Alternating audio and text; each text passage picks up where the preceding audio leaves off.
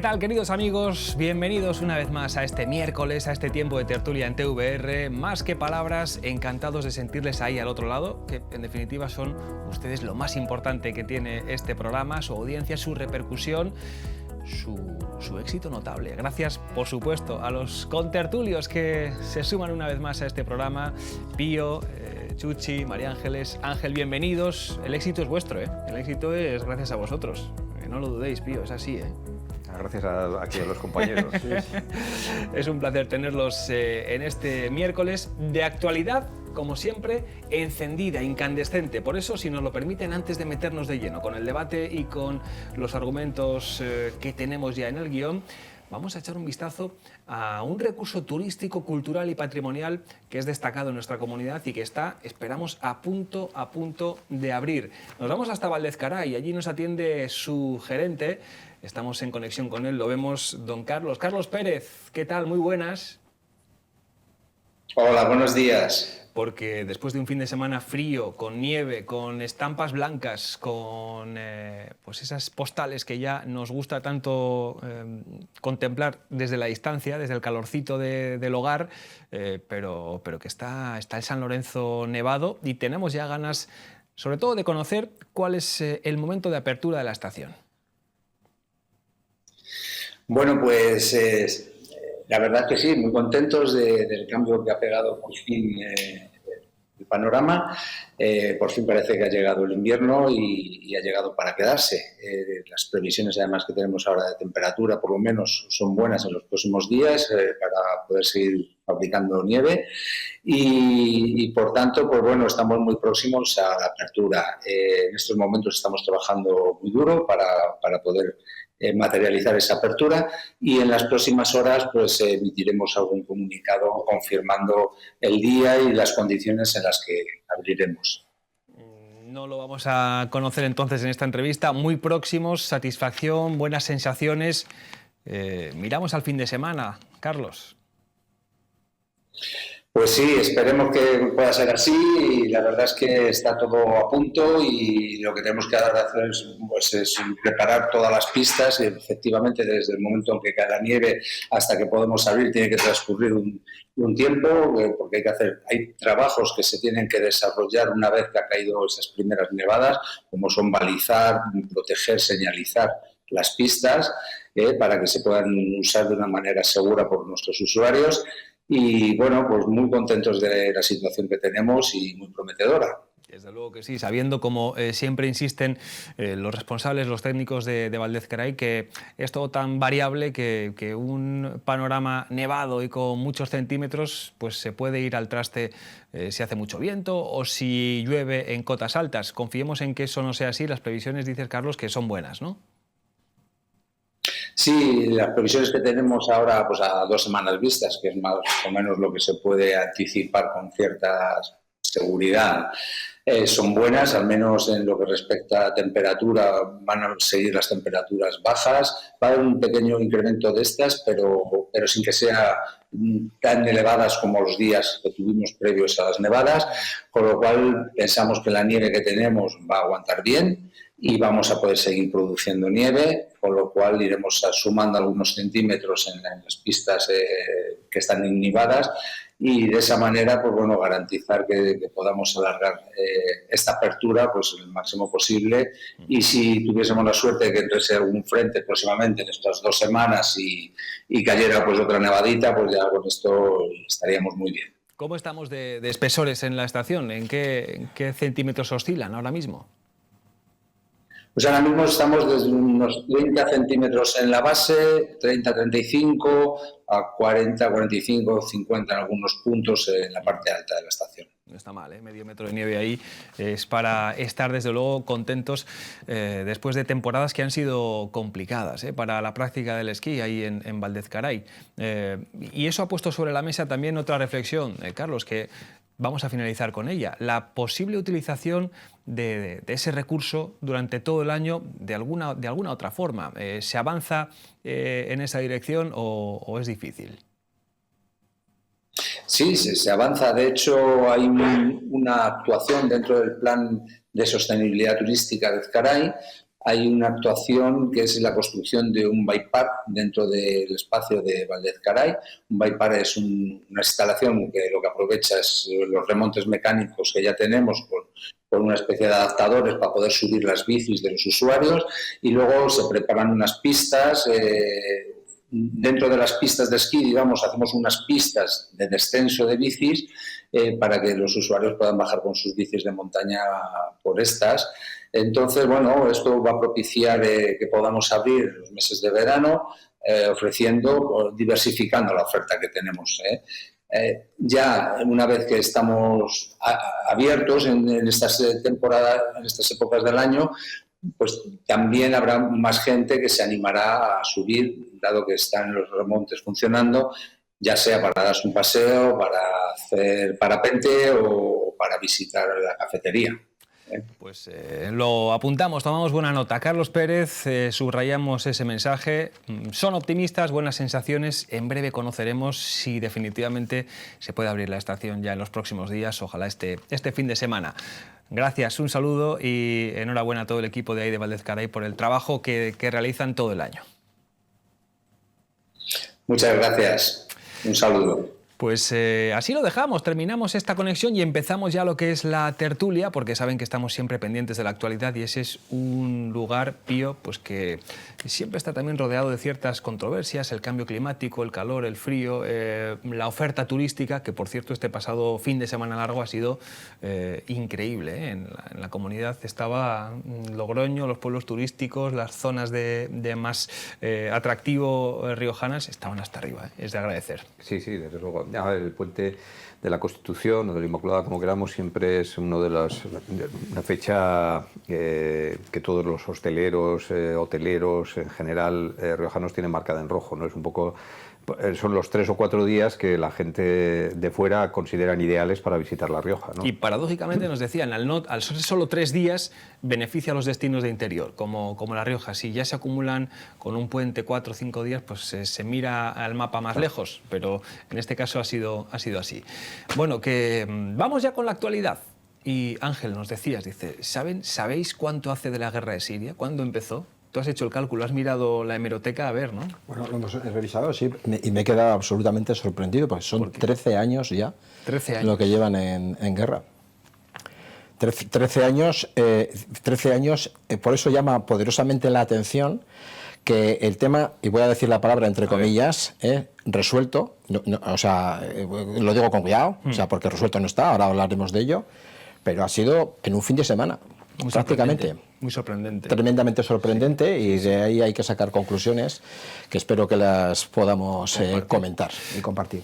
Chuchi, ¿cuál es tu reflexión sobre, sí, ese, como ha dicho Ángel, ese desmoronamiento tan rápido, ¿no? del régimen sirio después de 13 años de guerra sostenida, de distintos grupos contra Bashar al-Assad? Un régimen autoritario y opresor contra su pueblo. Y yo creo que lo que se ha puesto de manifiesto es que era un régimen sostenido por potencias extranjeras. En cuanto a esas potencias extranjeras y grupos afines a esas potencias se han tenido que dedicar a sus problemas internos, llámase guerra de Ucrania o enfrentamiento de Irán con Israel, se ha visto que era un régimen que no tenía capacidad para mantenerse por sí mismo.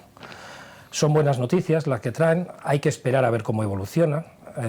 Si nos atenemos a los precedentes de otros países y otros regímenes más o menos de las mismas circunstancias, la evolución en muchos de ellos ha sido preocupante porque viven en un caos tremendo desde que se produjo los derrocamientos de los regímenes anteriores, y en otros de los estados que bajo una cortina de una aparente democracia pues se esconden estados autoritarios que en poco o nada han mejorado la calidad de vida de los habitantes, que yo creo que es lo que se tiene que pretender con todas estas cosas, que los habitantes de esos países adquieran esas libertades necesarias pues para poder vivir en paz y para recuperar el país, que es lo que aspira todo el mundo. Eso es, ha caído un régimen autoritario, pero tenemos que ver la alternativa cuál es, con muchas dudas y con ciertos temores, ¿no, Pío?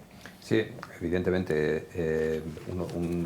Uno es el temor, que yo creo que en este caso va a ser menor, el temor de la anarquía que, por ejemplo, hemos visto en Libia. También es cierto que Libia, por ejemplo, que tras la caída de Gaddafi se ha convertido aquello en un estado fallido, ahí sí que lo podemos decir. Sí que es cierto que Libia desde el punto de vista geoestratégico, tiene menos importancia que Siria. Siria es un país verdaderamente importante para muchas potencias extranjeras, enclavada. Basta con ir al mapa de Oriente Medio para darse cuenta de dónde está enclavada Siria, ¿no? Y los vecinos que tiene, ¿no? Y los vecinos tanto cercanos, y ahí podemos señalar Israel, Irán, Líbano, como lejanos, y ahí podríamos señalar, bueno, lejanos, también Turquía, Claro. que Turquía tiene un peso muy importante en la región, a veces nos olvidamos, pero Turquía es una potencia verdaderamente importante, y Rusia sobre todo, ¿no? Sí. De lo que decías, que efectivamente pues todo queda en una zozobra, ¿no? De momento hay un conglomerado de fuerzas que han contribuido a derrocar al Assad, pero todas ellas tienen intereses contrapuestos. Por ejemplo, los kurdos quieren una autonomía prácticamente, que la zona norte de Siria sea un país prácticamente independiente. Me imagino que a Turquía no le hará eso mucha gracia.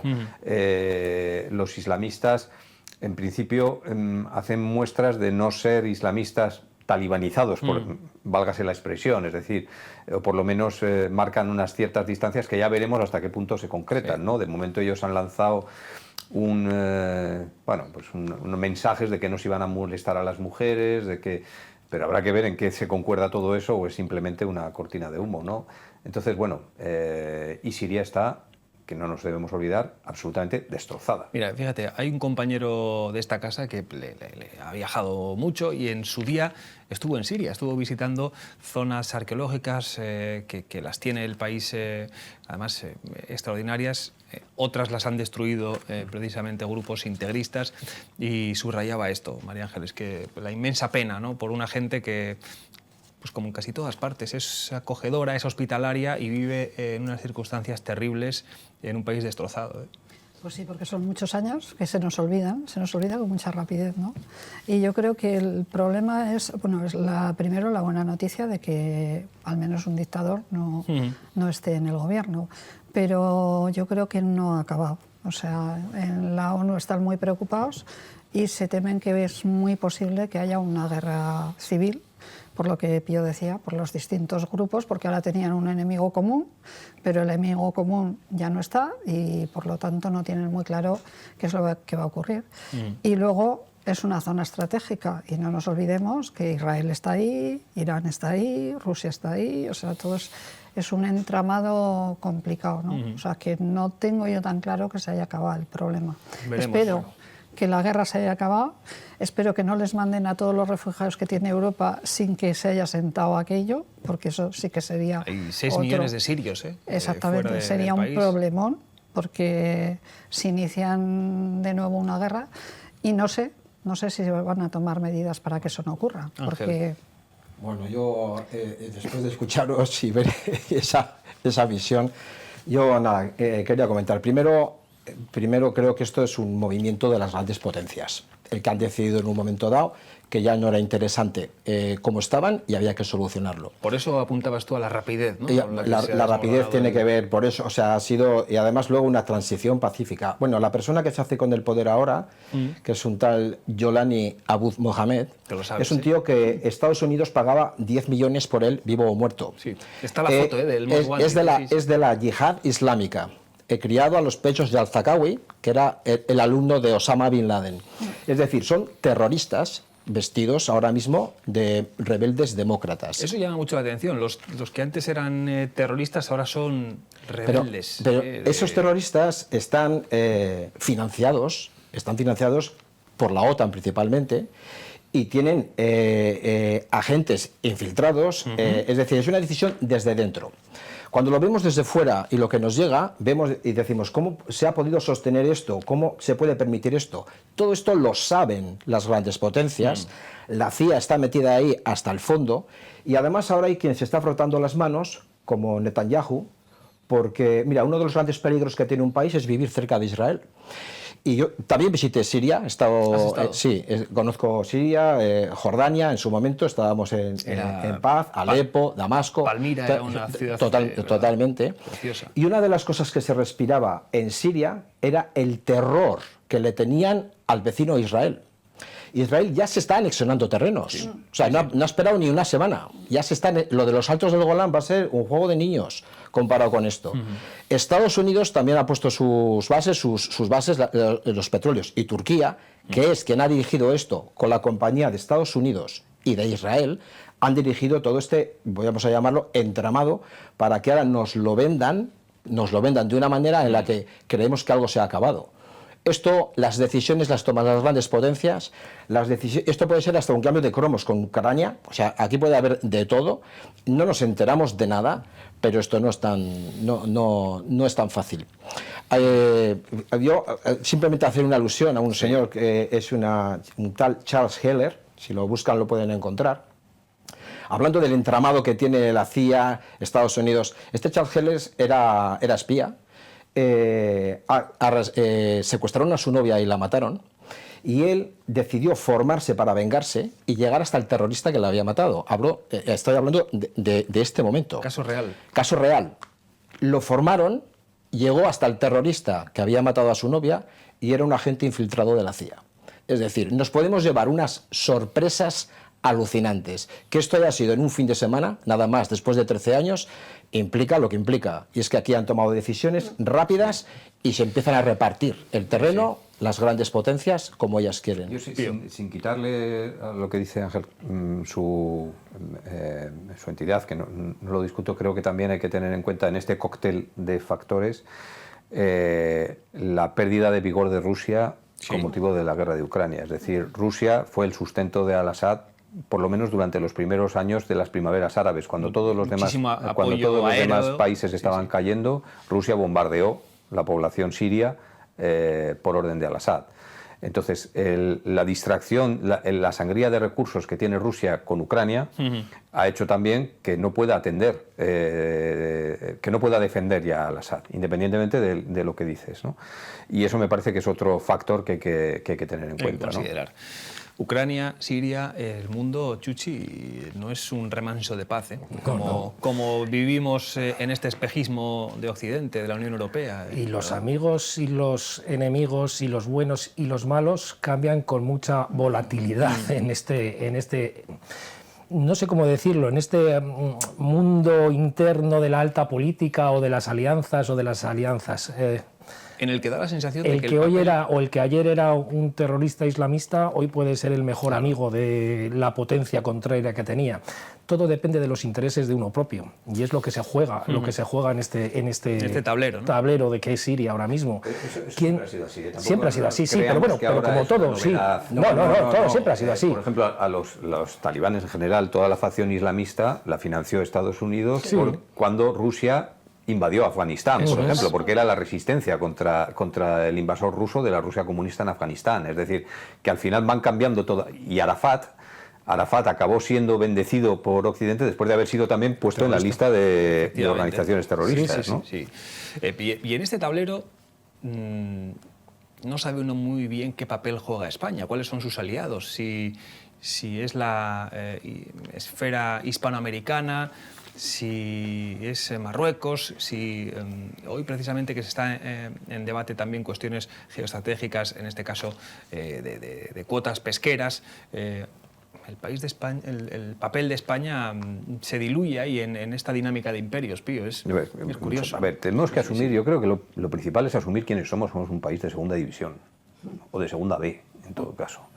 Y entonces nuestra labor, yo que considero, igual ya me estoy quedando un poco de modé y lo confieso, pero yo soy firmemente europeísta, entonces yo creo que nuestra labor debe ser formar parte de Europa. Europa Unida tiene una voz que a veces puede ser escuchada y a veces no, pero solos haciendo la guerra por nuestra cuenta, entre paréntesis, pues creo que no... En fin, no vamos a ninguna parte, no tenemos fuerza ni poder. Yo estoy de acuerdo con Pío, pero hay una parte que no estamos... que somos de segunda B y además yo creo que no jugamos bien nuestras cartas. También. Porque España tendría que tener un potencial por la relación con Hispanoamérica y con el mundo hispanohablante. Y a mí esto es que me llega al alma. O sea, en Europa el español no es ni tan siquiera una lengua de las oficiales. Alemán, francés e inglés. O sea, quiero decir que no estamos jugando ahí, yo creo, esa liga, nuestras ¿no? cartas. Porque eso sí que podría tener una conexión que nos diera una cierta importancia, que en este momento no la tenemos. No tenemos. Fíjense, ha sido también curioso y es anecdótico, pero nos viene bien para esta reflexión. La reinauguración de Notre Dame en París, un encuentro con los máximos líderes mundiales, las personalidades culturales también más destacadas de Francia y de otros lugares del mundo. Y no estuvo el rey y no estuvo ningún representante de nuestro gobierno. Chuchi. Yo creo que uno de los problemas que tiene España es que no tiene una política exterior común. Depende de quién esté, y yo no digo que vaya a ser exactamente igual si está uno o está el otro, pero por lo menos la base, donde se asienta, tenía que ser una política española común, tanto con Hispanoamérica como con nuestros países vecinos. Y otro de los problemas que tiene Europa, o sea, España, es Europa precisamente. Europa no pinta nada. O sea, Europa está entre medio de las dos grandes potencias, que son Estados Unidos y que son Rusia, y a Europa no le hace caso, bueno, dos, y China. Y China. Que no le hace caso nadie. Ahora mismo, diga lo que diga, no pinta nada. Y ese es el problema que tenemos ahora mismo. Es así. Pero es Y que es Europa así. tampoco tiene una política común. Claro, cada país va un cada poco país va suave. así. Tampoco tiene una política definida. Ni nos queremos plantear ni una política de defensa común. Ni una Sí, política de vivimos defensa. en nuestro museo al aire libre y pretendemos que nuestros problemas nos los resuelvan otros muchas veces. Yo creo que Europa debería plantearse tener una política de defensa común. Es que se plantea que no queremos conflictos, no queremos armas, no queremos guerras. Por lo tanto, nuestro sistema de defensa no está bien visto por la población, porque el sistema de defensa supone que tienes que invertir.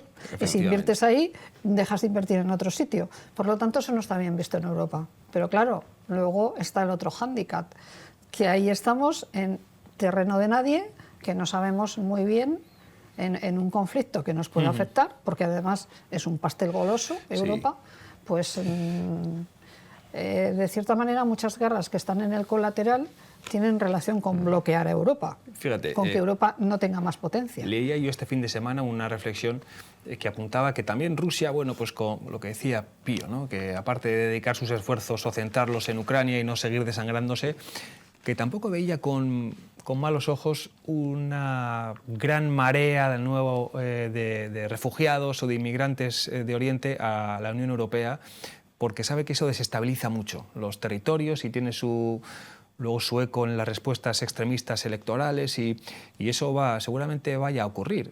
No se va a frenar esa ola de inmigrantes y de refugiados. Puede ser, la verdad es que el mundo está entrando en una espiral muy peligrosa, las cosas como son, y muy confusa además, y resulta muy difícil orientarse con un mínimo. Yo lo que sí que creo, y eso es verdad, es que en España a veces tenemos la tentación de convertir, yo creo que incluso en mayor medida que otros países, de convertir todos los asuntos en asuntos de política interior. Exacto. Y eso a mí, pues creo que no. Es decir, nosotros deberíamos jugar nuestro papel, no traerlo todo a nuestro terreno. Es decir, nos gusten o no los gobernantes que en ese momento están en la diplomacia. La diplomacia es un oficio muy elegante de canapés y champán, pero también muy sucio de tratar con gente verdaderamente indeseable. Pero es que el mundo está lleno de gente indeseable con la que hay que tratar. Ángel, antes de publicidad, ¿alguna última consideración sobre como decía Chuchi, este tablero internacional y el lugar de España? Al hilo de lo que estábamos comentando, primero, España como tal no tiene ningún peso, somos marioneta de lo que esté ocurriendo. Y creo que además eso está extrapolado ahora mismo a Europa. Las grandes potencias son las que mandan, son las que toman las decisiones. Y bueno, ahora, por ejemplo, cuando Trump llegue, ya esté como presidente ya oficial y en acción... En enero, ¿verdad? No sé, yo auguro que la guerra de Ucrania va a durar 2 días. Sí. Porque la decisión va a ser desde allá. La decisión la van a tomar ellos. De hecho, la guerra de Ucrania se continúa por el flujo de dinero que hay constantemente. Entonces, cuando interese cortarlo, se corta, por el motivo que sea. Sí. Pero la decisión no va a ser desde aquí. Es el primer movimiento de ese tablero. Puede ser. Sí. Y es que además, después de lo que ha ocurrido ahora mismo en Siria, es que lo otro, y te digo, hay un cambio de cromos. Y no creo, no estoy tan de acuerdo en que haya sido un tema de que Rusia se haya desgastado y no haya podido. Rusia e Irán en este momento han decidido por lo que sea. Yo creo que hay pactos al máximo nivel. Es decir, en este momento lo dejamos y vamos a tomar estas decisiones. Sí, pero esos pactos están también forzados por circunstancias internas de los propios países. Irán no tiene una posición ahora mismo cómoda ni contra Israel ni en su propio país, donde los ayatolás empiezan a estar contestados. En su propio país es donde tienen el mayor problema, Sí, más que fuera. Nuestro abrazo más cariñoso y nuestro apoyo a todas las víctimas de esos conflictos, algunas de las cuales, poquitas, viven en La Rioja, refugiados ucranianos, refugiados sirios, que lo leíamos en el periódico, ¿verdad, Pío? Sí. Hace unos días, pocos, pero que nos daban su visión extraordinariamente dolorosa de lo que vive su país y cómo lo están viendo precisamente en la distancia. Hacemos una pausa y a la vuelta más cuestiones de actualidad cercana, sí, regional, local, aquí en Más que Palabras, en TVR.